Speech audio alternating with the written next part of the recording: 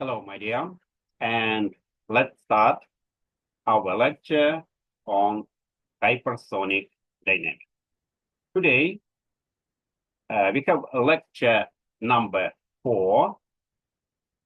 It's called Hypersonic Invested Flow Field. This lecture is an intellectual excursion into the world of hypersonic aerodynamic theory. The material in this module is what people thought and what they did to calculate hypersonic flow field before the advent and subsequent modern use of computational fluid dynamics. And today, a new practitioner learning hypersonic aerodynamics is frequently rushed into the use of massive computer programs. And the beauty and usefulness of the approximate flow field analysis in this lecture are frequently overlooked. What a shame. And so this lecture presents some golden nuggets of hypersonic analysis that can really help the beginning student and the practitioner to better understand the name of hypersonic flow. These golden nuggets are also very practical. They can help to reduce the amount of computational and experimental effort that might initially seem necessary for the solution of a given problem or the creation of a new design. For example, they say that you have data, numerical or experimental, no matter, for the lift coefficient on a hypersonic body at, say, Mach 10.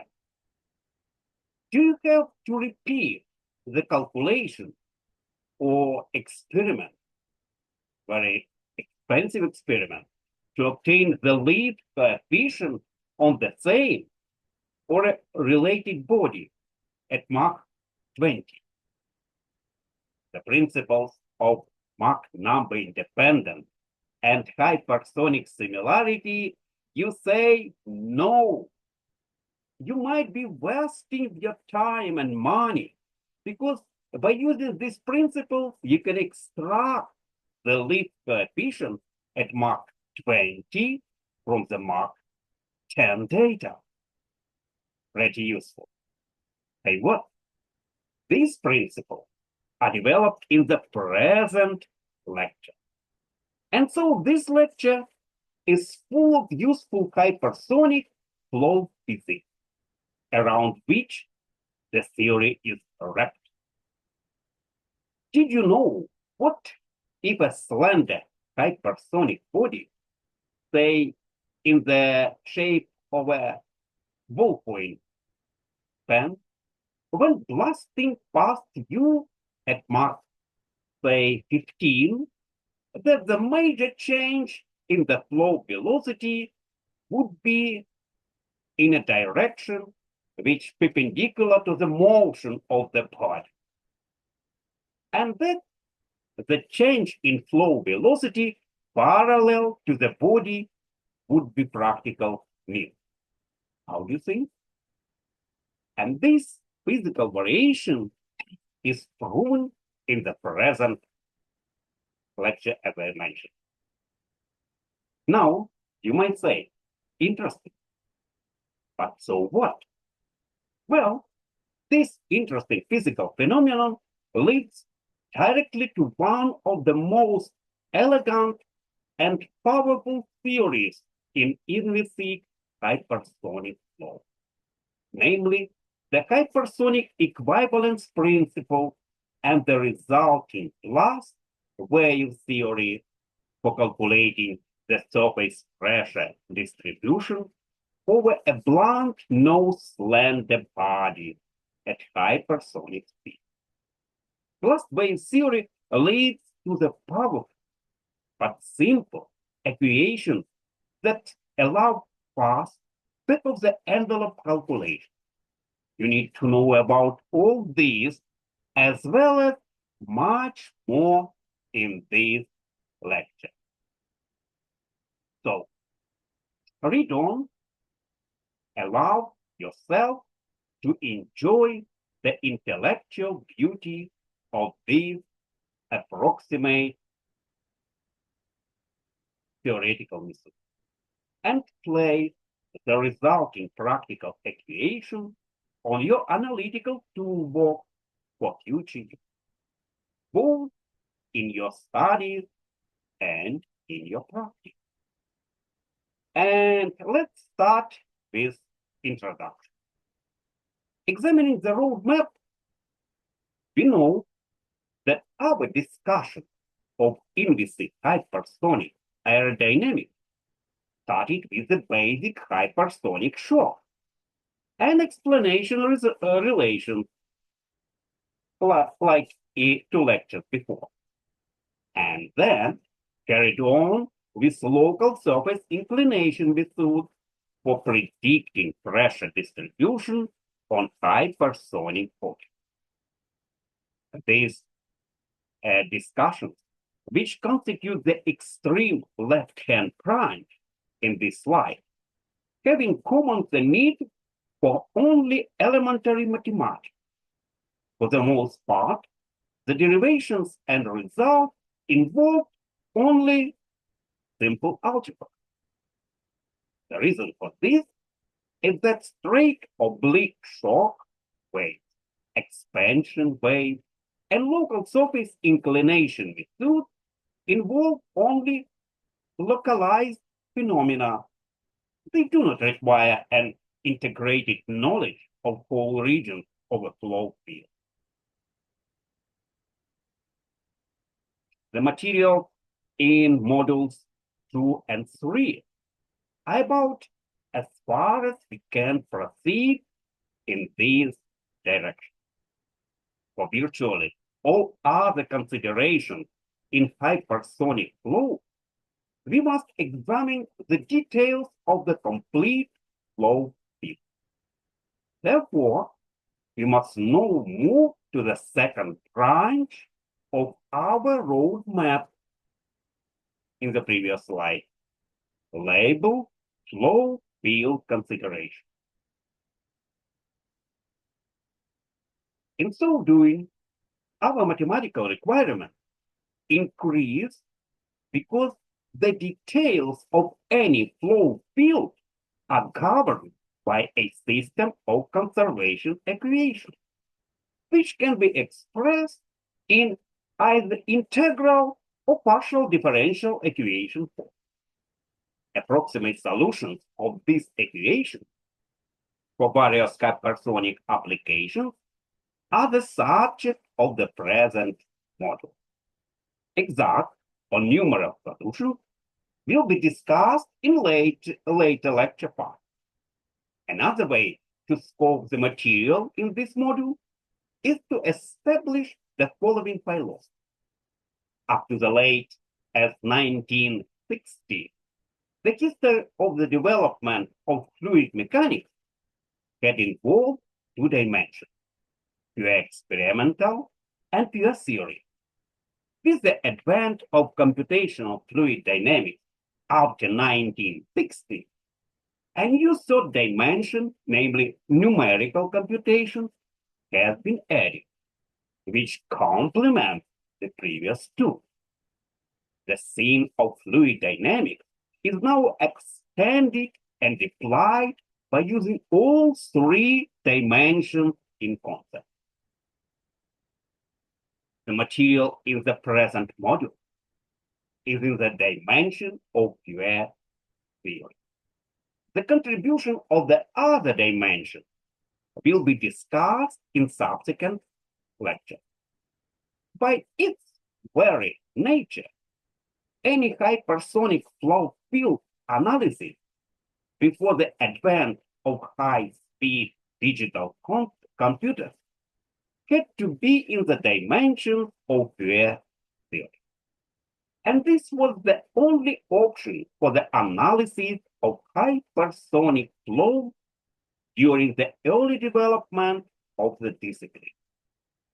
Many of these older analyses, all of which involve some approximations to allow the solution of the governing equation, are just as relevant to the modern hypersonic of today as they were in the 1950s. Moreover, they frequently have the advantage of illustrating more clearly the numerical solution, the effect of various parameters on the physical result. For this reason, the present module is devoted to the discussion of approximate analysis of inviscid hypersonic cloud fields. In so doing, we will begin to walk our way down the second branch of the roadmap in this slide. The local roadmap for this module is given namely in this slide. As with many aerodynamical flow field analysis, we start with the governing equation, the continuity, momentum, and energy equation. Using these three types equations, first, we establish mathematically the Mach number independence principle. Then, we specialize this equation for the case of hypersonic flow over slender bodies at small angles of attack, obtaining the hypersonic small disturbance equation, which are used in turn of develop a special aspect of flow similarity applicable to hypersonic slender bodies, the hypersonic similarity principle. One of the most important uses of the hypersonic small disturbance equation is the demonstration of the hypersonic equivalence principle, which allows the application of blast wave theory to blunt-nosed slender hypersonic bodies. This application results in simple equations for the pressure distribution on the body surface downstream of the blunt nose, as well as the shape of the shock wave generated by the body. And finally, we apply the governing equations for the thin shock layer over a blunt nose hypersonic body, taking analytical advantage of the thinness of the shock layer and obtaining a simple method for calculating the pressure distribution over the nose and downstream surfaces of the body. We are reminded using all three dimensions in context. Material in the present module is in the dimension of a pure theory, and the contribution of the other dimensions will be discussed in subsequent modules. By its very nature, and hypersonic cloud field analysis, before the advent of high-speed digital computers, had to be in the dimension of the pure theory. And this was the only option for analysis of hypersonic flow during the early development of the discipline. Many of these older analyses all of which involve some approximation to allow the solution of the governing equation, are just as relevant to the modern hypersonic of today as they were in the 1950s. Moreover, they frequently have the advantage of illustrating more clearly than numerical solutions the effect of various parameters of the physical result. And for this reason, the present module is devoted to the discussion of approximate analysis of inviscid hypersonic flow fields. In so doing, we will begin to walk our way down the second branch of the roadmap in this slide. The roadmap for this module is given namely in this slide. As with any aerodynamic flow field analysis, we start with the governing equation, the continuity, momentum, and energy equation. I hope you remember all these three types. Yes, the continuity, momentum, and energy equation. Using these equations, first we establish mathematically the Mach number independence principle. Then we specialize these equations for the case of hypersonic flow over slender bodies at small angles of attack, obtaining the hypersonic small disturbance equation, which are used in turn to develop a special aspect of flow similarity applicable to hypersonic slender bodies, the hypersonic similarity principle. One of the most important uses of hypersonic small disturbance equation is the demonstration of the hypersonic equivalence principle, which allows the application of blast wave theory to blunt no slender hypersonic bodies. These applications result in simple equations for the pressure distribution on the body surface downstream of the blunt node, as well as the shape of the shock wave generated by the body. And finally, we apply the governing equation to the thin shock layer over a blunt node hypersonic body, taking analytical advantage of the thinness of the shock layer and obtaining a simple method for calculating the pressure distribution over the node and downstream surfaces of the body. We are reminded again that the focus of the inviscid flow analysis in this module, and maybe moreover in all others in lecture 1 of our course, is the calculation of pressure distributions on the surface of hypersonic bodies.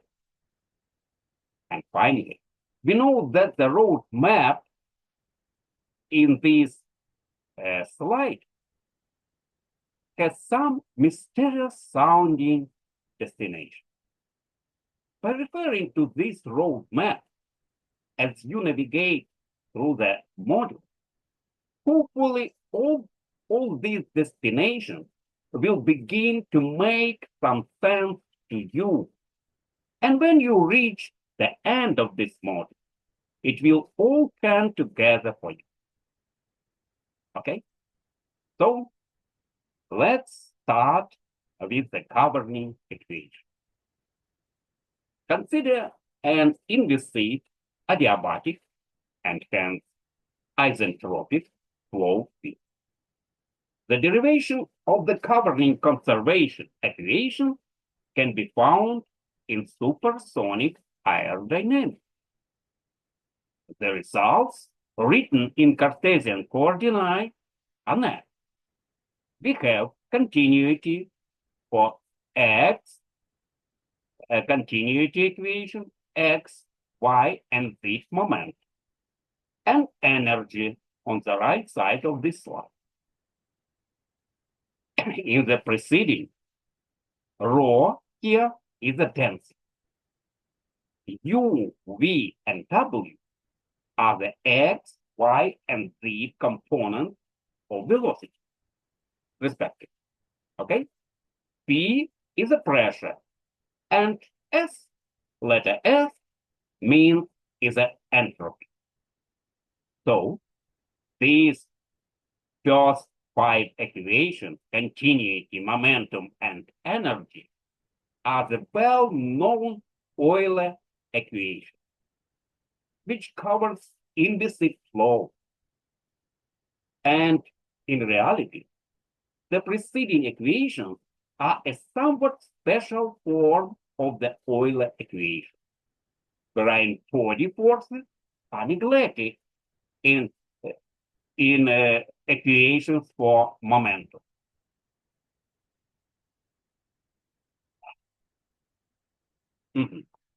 And equations of energy is a specialized energy equation for an adiabatic inviscid. In words, our first equation for continuity is a statement that mass is conserved. Next three equations for momentum are statement of Newton's second law. Yeah, you remember this. Very simple. F proportional equals mass times acceleration. In the x, y, and z direction, respectively. And this equation, y energy equation, is a statement that the entropy is constant along a streamline for an inviscid adiabatic flow. In some respect, this energy equation can be called the entropy equation. Also, it is fundamentally an energy equation. For an isentropic process in a calorically perfect gas, it means, I remember you, a perfect gas with constant specific heat. In this case, we have the relation P over rho in power gamma will be constant. And hence, if the entropy is constant along a streamline as stated in this energy equation, then the quantity of P over rho in power gamma is also must be constant along a streamline. And for a calorically perfect gas, from this equation can be replaced into this very nice form. The solution of the preceding equation for a given problem depends on the boundary and initial conditions for that problem. Discussions of the appropriate boundary and initial conditions will be made as appropriate in subsequent modules. Next question today's lecture, Mach number independence. Let's return again to this figure, where the values of Cp for both a 15 degrees half angle wedge and cone are plotted versus the Mach number. As noted at the end of previous lecture, at low supersonic Mach number, Cp, yes, condition Cp, appears to reach a plateau with for edge and for cold, even in Newtonian too. We have a plateau as m Mach infinity becomes large, and that is Cp becomes relatively independent of Mach at high Mach. And this is the essence of the Mach number independence principle.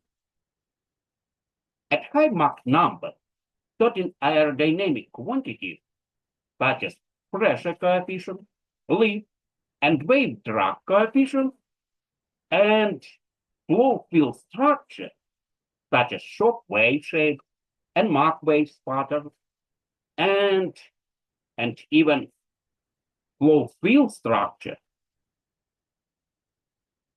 Yes, I mentioned it. All of them become essentially independent of Mach number.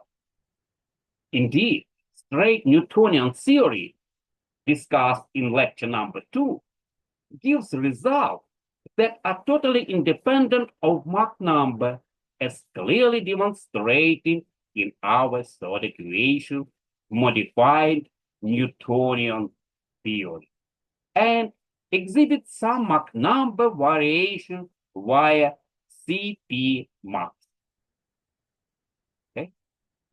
However, the variation of Cp maximum with Mach number you may find in these diagram. And this figure exhibits of Mach number independence of at high Mach. The hypersonic Mach number independence principle is more than just an observed phenomenon.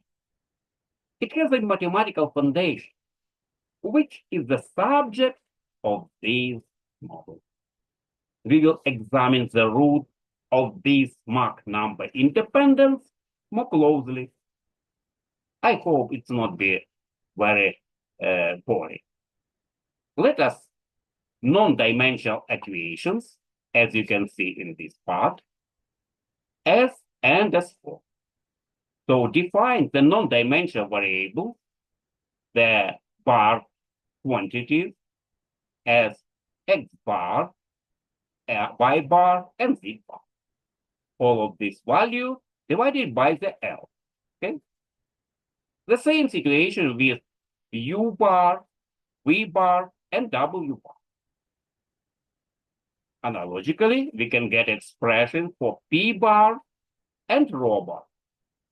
All here, L denotes a characteristic length of the flow, and rho with infinity and V infinity are the free stream density and velocity respectively. Okay? So, assuming steady flow conditions in differential equation d over dt must be equal to 0, we can obtain next equation on the right side of this slide. Okay? Any particular solution of this equation is covered by the boundary conditions, which will be discussed next. The boundary condition for steady inviscid flow at a surface is simply the statement that the flow must be tangent to the surface. Are you agree with me? Okay, let's have n. It will be a unit normal vector at some point of the surface, and let the v be the velocity vector at the same point. And then, for the flow to be tangent to the body, we can write this expression. V times n must be equal to 0. If there is any mass transfer through the surface, then this expression must be equal as v sub t. V sub t is the normal velocity of the fluid being transferred into the or out of the surface, into the surface or out of the surface. However, most inviscid flow problems do not involve mass transfer across the surface. And our equation is the pertinent boundary condition. We have nx, ny, and nz, which the component of vector n on the direction x, y, and z, respectively. And then our equation can be written, last equation, first equation, can be written in form, as you can see. unx and x, v and y, w and z, all this sum must be equal to 0. Recalling the definition of direction for sine from analytic geometry, note that in the next equation, n sub x, n sub y, and sub z are also the direction cosines of vector n with respect to the x, y, and z axis respectively. In this interpretation, coefficients nx, ny, and nz can be considered dimensionless quantities, and the non-dimensional boundary condition at the surface is readily obtained from this equation. Assume that we are considering the external flow over a hypersonic body, where the flow field of interest is bounded on one side by the body surface and on the other side by the pole shock wave. So this upper equation on the right side this slide gives the boundary condition on the body surface. The boundary conditions right behind the shock wave are given by the oblique shock properties expressed in these next four equations. Here I am replacing the subscript 1 with the sub-infinity for free stream property. Okay? So, in terms of non-dimensional variables, and noting that for a calorically perfect car, we may write that P2 over P infinity must be expressed with P2 bar times rho infinity and B infinity over P infinity. And the same we can get expression on the next y up to this final expression, P2 bar times gamma times M infinity squared. So our previous equation become in this next form. In this next form on the left side of this part.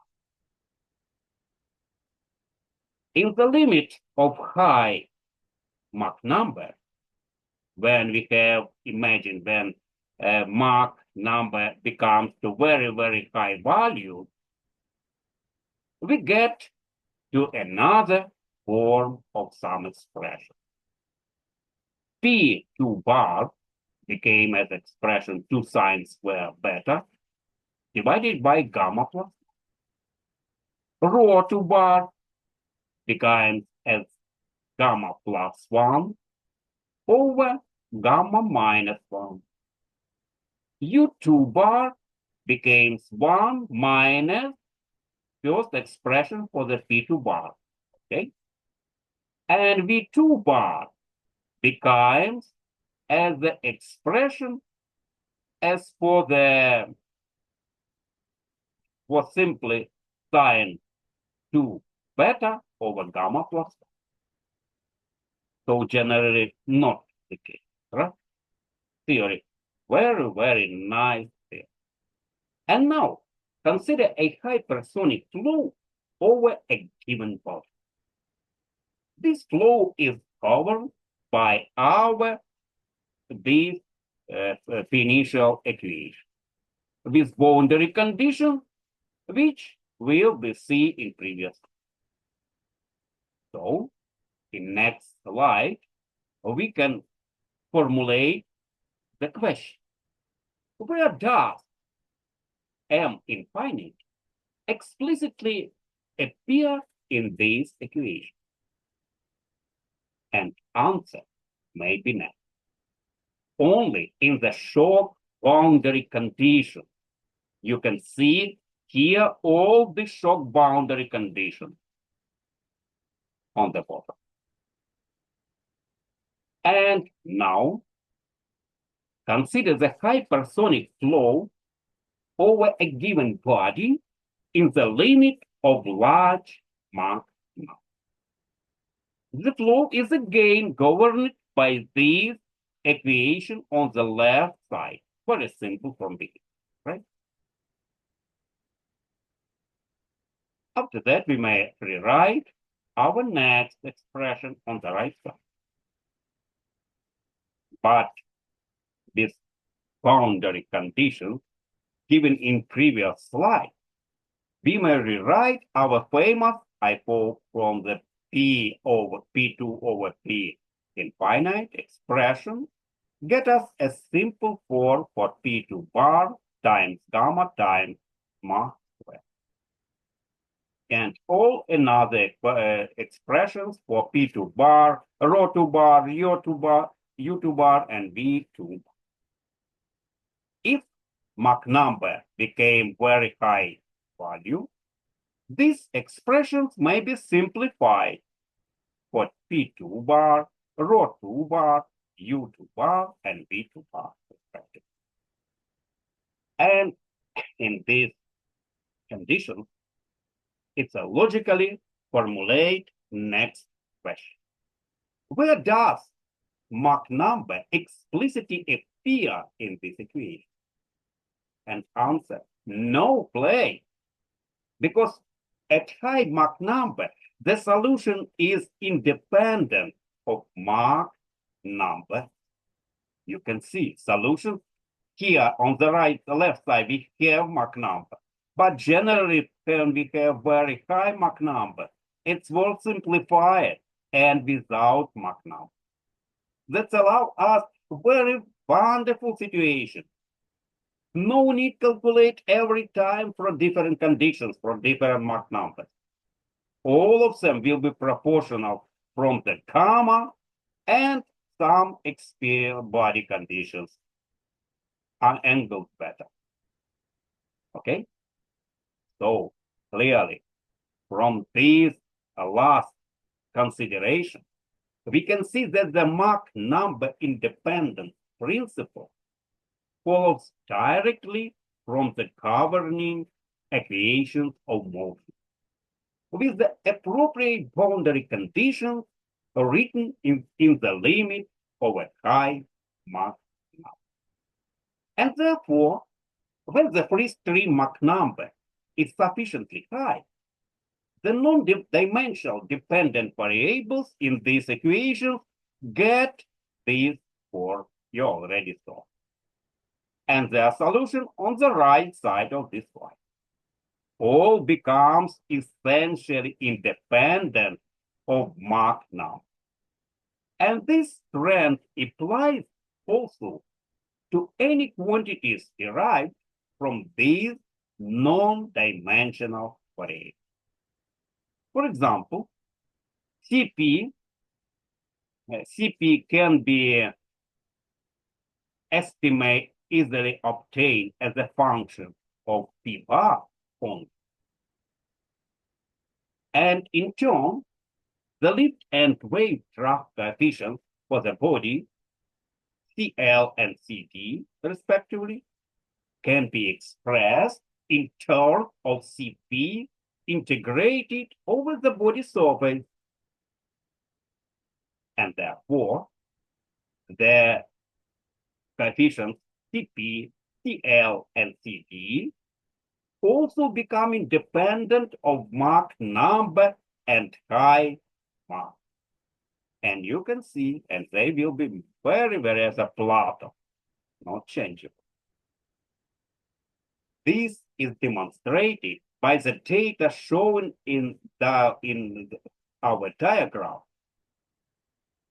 that the measured drag coefficient for sphere and for a large angle cone cylinder are plotted versus Mach number, cutting across the subsonic, yes, subsonic before 1, supersonic after 2, and after 5 hypersonic regime.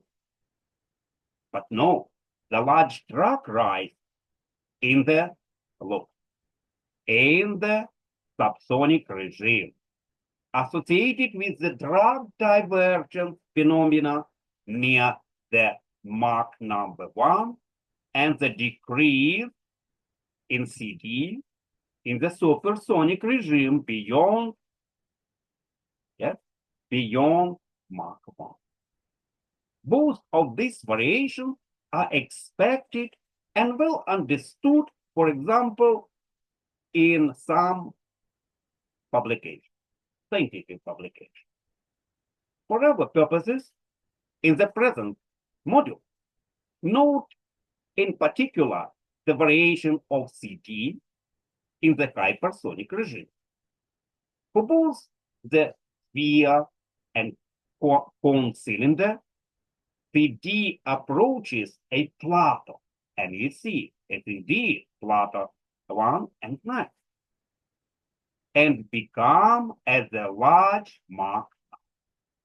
So you should notice also that the sphere data appear to achieve Mach number independence at lower Mach numbers than the cone cylinder. And this is to be expected as follows.